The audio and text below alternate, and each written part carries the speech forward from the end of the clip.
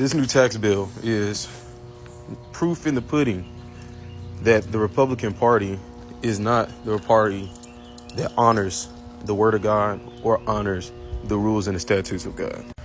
The Republicans, in my opinion, liken themselves almost to Pharisees more so than actual believers, in the sense that they know the rules and they claim to enforce the rules. They don't live by the rules, and they also don't honor the things and the requests and the commands that Christ gave us.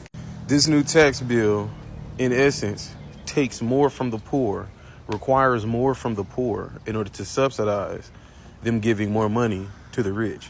And as much as we've heard that, and it seems like a slogan or a campaign thing that we're just making up, if you really read the bill and you really listen to the analysis of the bill, there's a lot of people who make less than what it costs to really pay rent in any part of the country, who are basically going to be destitute because they don't have the wherewithal or the means to afford health care, and they don't have the time and the understanding to fill out paperwork properly to apply and to receive the funds that the government is claiming that they're going to give them.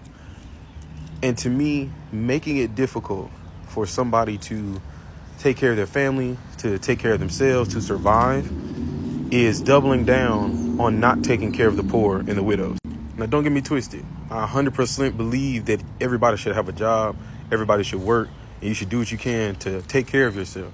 But we're not going to act as if the costs for some of these things aren't so outrageous that really no amount of working could help you take care of yourself if a medical emergency happens.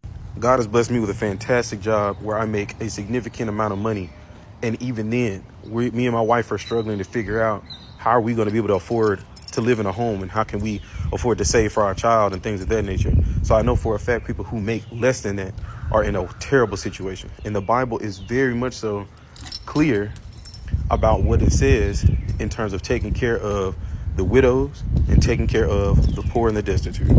If you are a believer and you claim to be a Republican and you 100% support this bill, you really need to check yourself against the word of God rather than the word of man.